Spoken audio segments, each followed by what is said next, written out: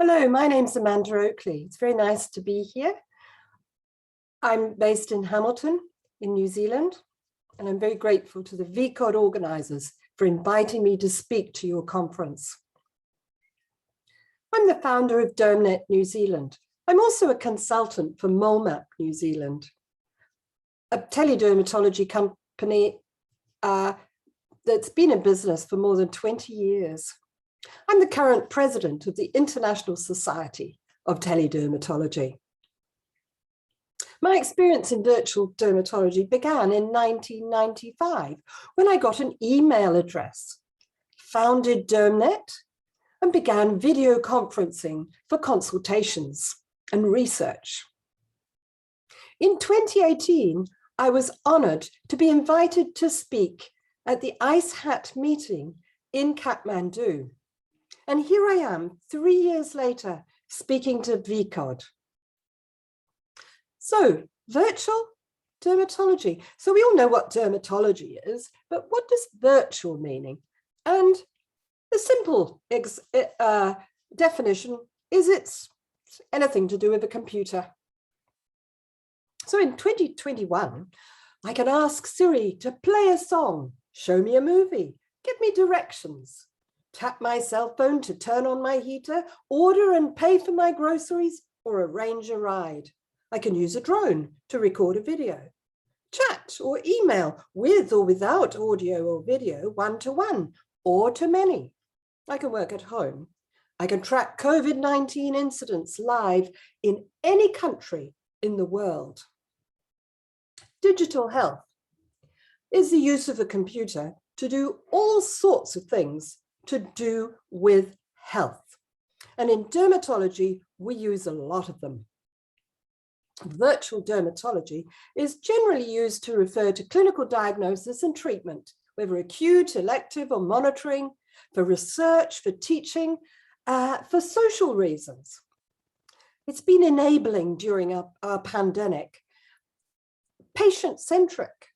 It protects our patients, saves money, and leads to improved medical care in many cases, depending on access to computers, the quality of the interaction, and the information we can give to our patients. Let's talk about the New Zealand context. New Zealand is a long way from Nepal. We have just over 5 million people. I'm based in Hamilton, in the middle of a district called the Waikato. We have a big hospital in Hamilton that looks after that district. We've been lucky with COVID-19 that we have a very dedicated government and health department that has, on the whole, kept COVID-19 out. The problem with that is we've closed our borders and people have had to stop work when COVID is in the community, as it is at present. The latest data shows there were 16 community cases on the 25th of September, 1,000 total community cases in this outbreak. We've administered more than 3 million vaccinations to the eligible population, and 1.7 million are as a second dose. So we're nearly at 50% of the population who've had at least 2 doses and getting on for 80% with 1 dose.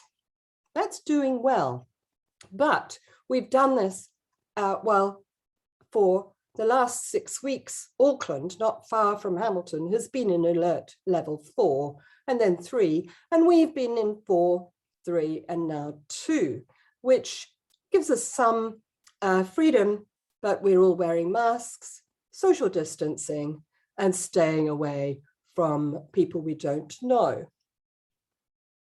What about dermatology patients in New Zealand? They're getting older, and older people have higher health needs, more skin cancers, more comorbidities, they're on more drugs, and many new drugs. Older people have more disabilities. They find it difficult to attend in-person appointments. They might have lack of transport or need for a caregiver or cognitive decline. So clinical virtual dermatology has come into its own. A patient may now see a GP, family doctor, in person, by phone, or by video. Some of those people may be referred to a dermatologist by an e-referral. So that is an electronic referral from their computer to ours. They can choose whether it's acute, meaning we need to hear about it today and give advice if we're not actually seeing the patient, and then urgent, semi-urgent, or routine for an appointment in the clinic. But we have hardly any appointments in the clinic, and people are disadvantaged because they can't get in to see us. So in many cases, we actually provide the GPs with advice how to manage their patient. So our teledermatology is really advice using electronic referrals, and we don't interact with the patient for those referrals. So the e-referral comes in and the GP can select either our general dermatology template or a suspected skin cancer template, and then we provide them with a 3-part response as to what to do about that lesion or rash. Now, filling out this 3-part response is actually called accepting the patient for a non-contact first specialist appointment. And the advantage of that is we get paid for it and it's timetabled as part of our everyday work in the public hospital. In the private sector, patients can attend MolMap or some other companies or individuals and have full body skin imaging for archiving pictures of their moles for further screening later on to see if they've changed, or when they want to be assessed regarding a new or changed lesion. And the picture on the right here shows an early melanoma in an older gentleman who has had a previous melanoma and therefore aware of the need to be careful about his skin. Now, as the years have gone on, the image quality has improved immensely. We receive very high definition digital images and dermatoscopic images. Our GPs have dermatoscopes. They attach them to their smartphones and they include dermoscopic images with their referrals for pigmented lesions, non-pigmented lesions, and also for rashes. Not so useful for most rashes, but sometimes very useful indeed. We've also lucky enough in urban settings to have very fast internet, a little bit more problematic in the country areas. We are not really using a lot of augmented intelligence programs yet, but we are aware that DermEngine offers smart features for visual image search, for automated mapping algorithms, for determining whether a mole is new or not, because compares 2 images, and if one spot has changed, it draws that to the attention of the doctor looking at the pictures. Visual DX is another available product which can use augmented intelligence to help determine the diagnosis of an image uploaded to it. And these are 2 products available now that use artificial intelligence. A machine learning project in New Zealand is Kahu. Kahu is an offshoot of MolMap, and they're using the huge MolMap repository of images to develop artificial intelligence that's going to be available to our GPs to help them diagnose better and to reduce the number of unnecessary referrals needing a specialist opinion. So we also are very aware that many of our communities have poor access to dermatology, either because they live a long way from a dermatologist, or they have disabled, or they're caring for someone else, they lack transplantation, they can't come because of work, or they're too busy, or the pandemic's keeping them at home. So we are running a lot of telephone consultations compared with 2 years ago. We use our desktop computers, we use our cell phones, we use standard old-fashioned sort of desktop computers at the hospital or at home. And we can do this for new patients and follow-up patients using the electronic medical record provided to us by the hospital and clinical images that either we've taken when the patients have seen us previously in the outpatient clinic or as part of the GP referrals. And the patients will send us up-to-date photographs as well, so that we can deal with people, for example, who are on methotrexate and require a specialist appointment to manage that. We can email laboratory requests to our laboratory, but of course the patient will still need to go to the lab to have blood tests, and that's done with full PPE. We can send our prescriptions by email. This is a COVID special that we're allowed now to email prescriptions under certain circumstances using particularly approved software, so that our patients at the hospital, we just tap a few keys and instantly the prescription is available to them at their local chemist.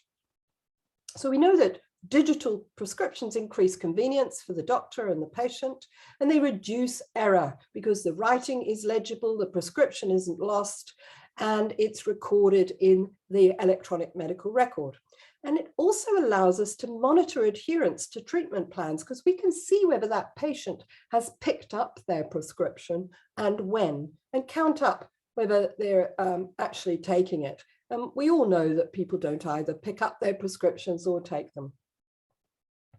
We can do video-enabled consultations, and our hospital prefers us to use the Microsoft product, which is Teams, because it's very good security. And we do that for patients. Sometimes they prefer FaceTime or Zoom, but Teams is our main one. And we certainly communicate with our team. So somebody might be working from home and will join our histopathology MDM that we have every week, or our team meetings at lunchtimes. We've got other platforms we can use. And of course, often do. We're getting very familiar with these platforms now. Now, our patients are, of course, able to use many of these things too. Not all of them. We deal with some impoverished communities that don't have cell phones, believe it or not, and certainly don't have computers, but increasing numbers do. And they can seek in authoritative sites to get information about their skin disease that's up to date. And even they can use self-diagnosis tools such as artificial intelligence, which is available to patients. It's rather primitive at this time, and we do recommend that they don't rely upon it. Online patient support is fantastic with smartphone apps for skin cancer, eczema, face groups. And many of our patients are very comforted by the knowledge that other people have the same skin problems that they do. Social media, of course, allows people to share their own experience, to learn from those of others, to interact with others, and marketing, which can be good or it could be bad. And there are lots of different social media platforms, as you know. So modern virtual dermatology is a great way of doing research too. So, for example, we've been looking at our electronic referrals to dermatology and how they've grown from just over 100 referrals per month to, in March 2021, over 700. Extraordinary increase in referrals, but very difficult for us to keep up with because we're providing this advice and each one takes 10 minutes or 20 minutes to reply to, time that we can't see other patients. So we've also looked at our suspected skin cancers, and we've had thousands of referrals of those. And we've compared the referrals we had in 2016 with those we had in 2020. And we found that we can actually provide much more rapid advice now because the GPs are referring directly and attaching images that are useful for diagnosis of skin cancer. We can give them instant advice, leave it alone or cut it out. Whereas previously, we in 2010 to now, but fewer numbers than previously, we would designate imaging clinics, which patients would attend. Actually, they were run by MolMap on the hospital's behalf for very good quality images and fantastic information, but it would actually take us a few weeks to get the responses back to the GPs. So lots of research, we've got plenty of papers published and more on the way. So we used our virtual dermatology online resources too. Textbooks are still sitting on our shelves, but they're getting very dusty because they're out of date and they're heavy. We find it easier just to do a quick search on UpToDate, go to DermNet or go to PubMed. And our library has a big selection of online journals and textbooks we can use.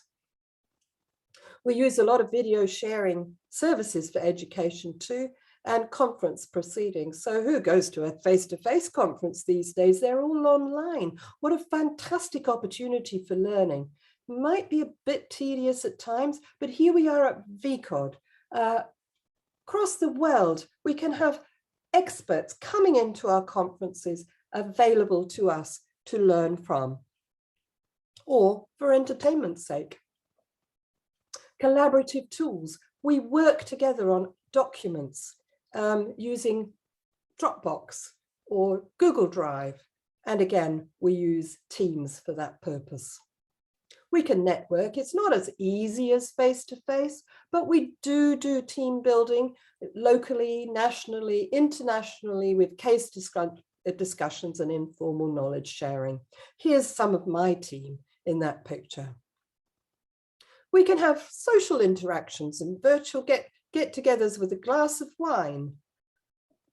Or we can just contemplate our lives. Now that picture is just outside my house, and it looks on my hospital, not so far away. I can walk. So social interactions with messaging can be secure or not so secure. And we are asked again to use Teams because of its security for messaging between members of the team. But we must be cautious. There are virtual tales that aren't so good. The risk of e-health, the lack of personal contact can mean loss of privacy, security breaches, erosion of our time, misinformation, especially to our less knowledgeable patients, conspiracy theories about COVID vaccine. We're all learning about the dangers of social media to our patients who believe Facebook and not their doctor. So the World Health Organization suggests you report misinformation online. Let's stamp it out. COVID-19, 3 weeks inside a rabbit hole of dangerous misinformation, and an article very recently in a local magazine. Get the facts and report misinformation. And so this is on COVID-19's government website in New Zealand. Please report social media misleading or false news. We know that that's happening in dermatology too, and there are conspiracy theories in atopic dermatitis. Cure eczema in a month. Vaccines cause eczema. Girl cures her eczema with an 80% raw food diet, and so on. Somebody's making money out of them.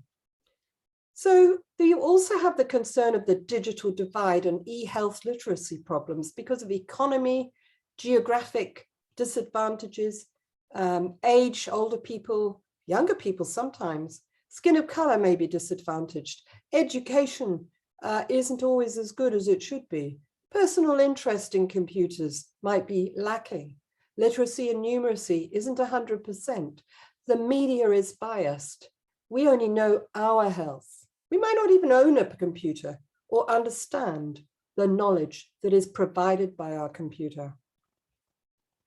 And there's no e-health at all if our hospital is not accessible, if it's flooded.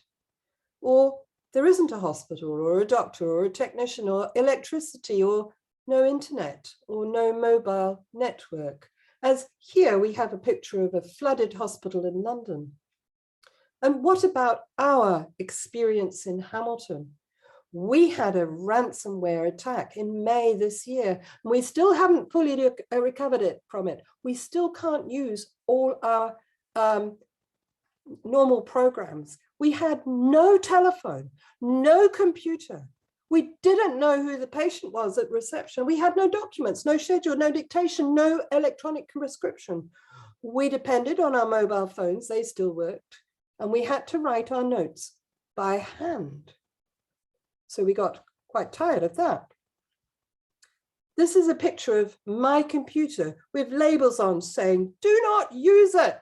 And the pieces of paper we were using to write notes and to collect laboratory reports. It reminded me of the olden days. But I still had my mobile phone and all its apps. So I didn't feel completely cut off.